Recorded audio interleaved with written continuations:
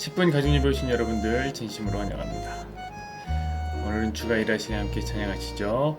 날이 저물어 갈 때 빈들에서 걸을 때 그때가 하나님의 때 내 힘으론 안 될 때 빈손으로 걸을 때 내가 고백해 여호와 이래. 주가 일하시네 주가 일하시네 주께 아끼지 않는 자에게 주가 일하시네 주가 일하시네 신뢰하며 걷는 자에게 주가 일하시네 주가 일하시네 주가 일하시네 주께 아끼지 않는 자에게 주가 일하시네 주가 일하시네 신뢰하며 걷는 자에게.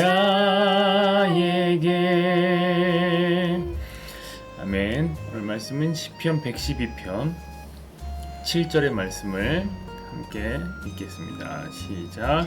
그는 흉한 소문을 두려워하지 아니하며 여호와를 의뢰하고 그의 마음을 굳게 정하였도다. 아멘. 이 말씀을 중심으로 해서 의도라는 제목으로 함께 말씀을 나누겠습니다. 저는 인과응보 신앙을 정말 싫어하는 목사입니다. 11조 하면 하나님께 복을 주신다. 하나님께서 복을 주신다. 이런 이야기 싫습니다. 왜냐하면 11조에도 망하는 사람 제가 정말 많이 봤거든요. 근데 그런 사람들 꼭 그런 얘기를 해요. 목사님, 저 정말 헌금 생활 열심히 했는데요. 저한테 왜 이런 일이 일어난 겁니까? 아니 11조를 냈더니 저주가 찾아왔습니다. 하나님 원망해요. 제가 학생 때요 그런 말씀 많이 들었거든요.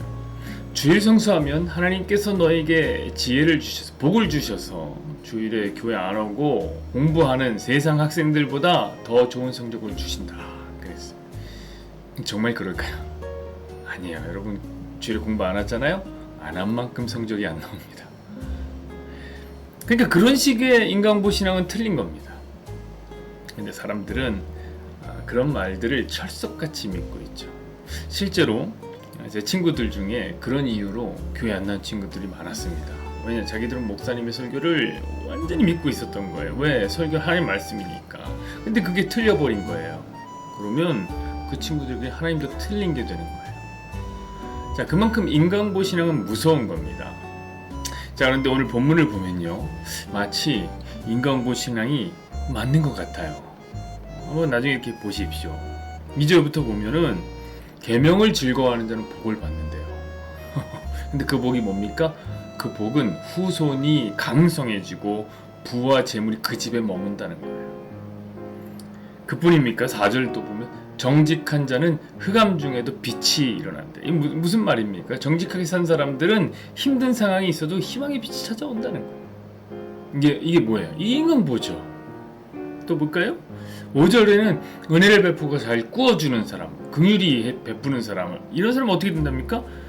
잘 된대요. 그냥 밑도 끝도 없어. 잘 되나니.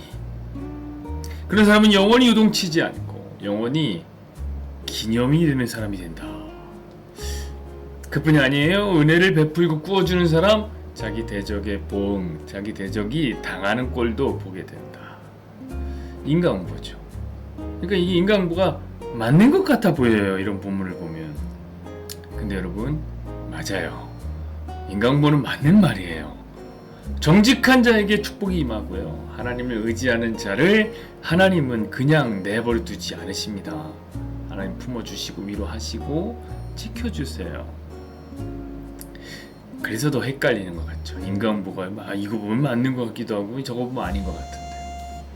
자, 만약에 그렇게 헷갈리는 분이 있다면 제가 오늘 정리를 완벽하게 해드리겠습니다. 사랑하는 여러분, 성경에 나오는 인과응보를 우선 이렇게 생각하십시오. 절대로 기계적으로는 해석하면 안 된다. 자, 무슨 말이냐, 예를 들어서 여러분이 착한 일을 해요. 자, 지나가다가 불쌍한 사람 도와줬어요.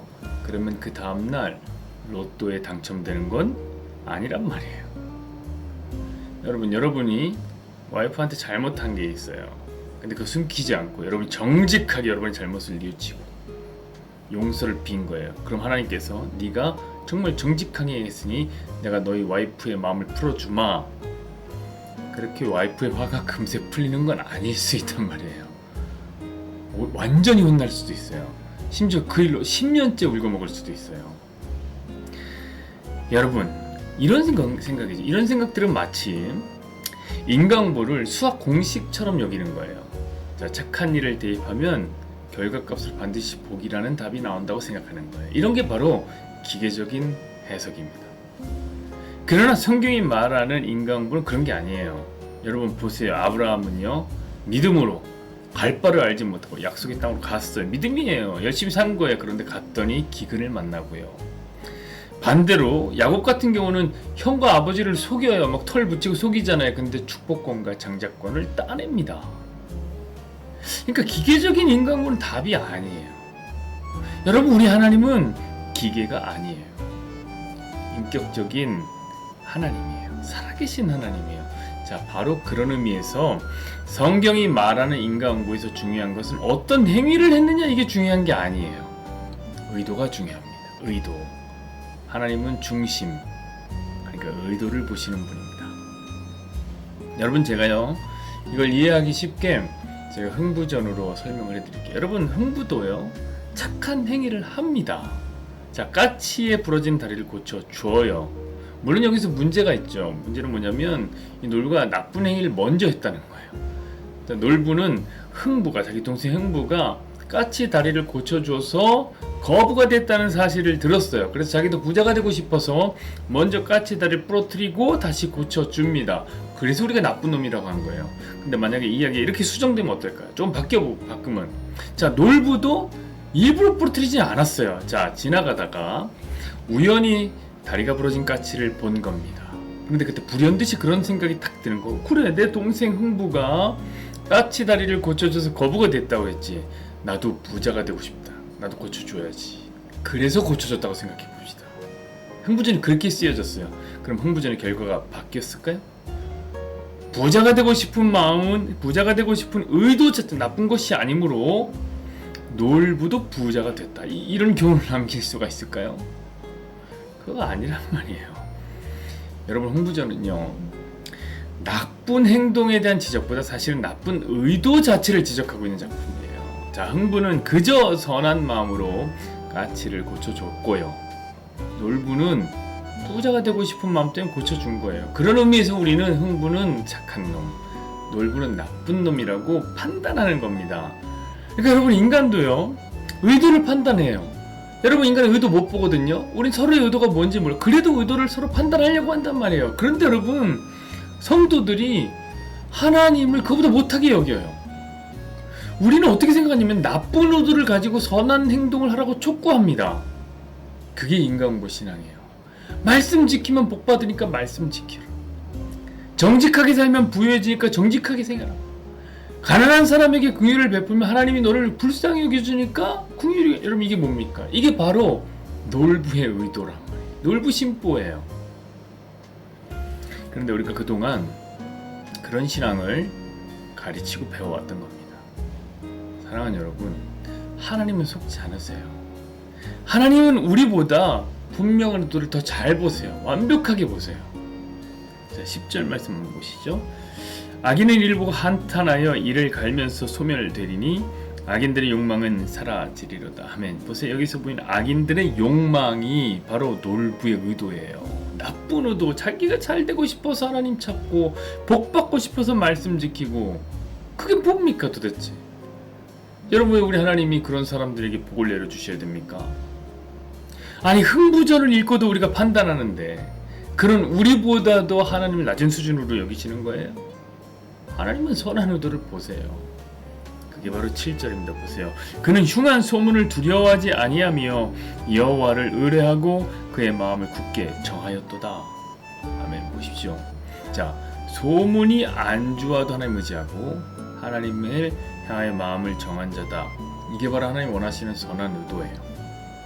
자, 소문이 안 좋다면, 여기서 보면 소문이 안 좋다면 그건 뭐냐면 분명히 안 좋은 일을 만난 겁니다. 왜냐, 여러분, 이스라엘 사람들은 그야말로 인과응보 신앙으로 충만한 사람들이에요. 그러니까 이 사람들은 부자는 착하게 살아서 하나님께서 축복해 준 거라고 생각하는 기계적인 인과응보론자들이에요. 그런데 소문이 안 좋다는 말은 뭐냐면 정직하게 살았을지 몰라도 저주 만난 거죠. 그래서 소문이 안 좋은 거예요. 그러나 그럼에도 불구하고 하나님을 의지하고 하나님께 마음을 정했다는 거예요. 이 사람들은 자기가 잘 되기 위해 하나님 의지하는 거 아니죠. 의도 자체가 뭐예요? 나 하나님 의지하는 삶을 살 겁니다. 내 마음은 이미 하나님께 정해져 있습니다. 그러니까 하나님께 마음을 정하는 것 자체가 목적이에요. 그러나 제가 개런티 하나 하겠습니다. 보장 하나 하겠습니다. 여러분, 이런 사람들이요, 비록 현재는 어려움이 있지만 반드시 결국은 잘 될 겁니다. 그게 성경이 말하는 인과응보예요. 그러나 따지고 보면 그럼 사실 지금도 잘 된 거죠? 왜요? 그들의 의도대로 됐잖아요. 그들의 목적은 하나님을 의지하는 거니까. 지금도 잘 된 거고 앞으로는 더 잘 될 겁니다. 그런 의미에서 인과응보는 또한 맞습니다. 아무데나 시간입니다.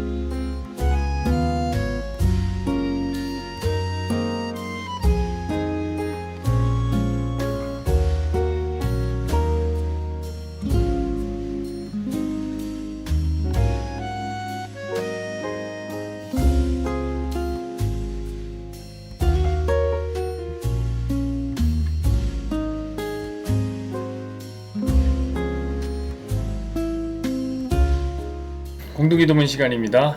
함께 손을 맞잡고 서로를 축복해 주셨으면 좋겠습니다. 여호와는 내게 복을 주시고 너를 지키시길 원하며 여호와는 그의 얼굴을 내게 비추사 은혜 베푸시기를 원하며 여호와는 그 얼굴을 내게로 향하여 드사 함께요 평강 주시기를 원하노라. 아멘.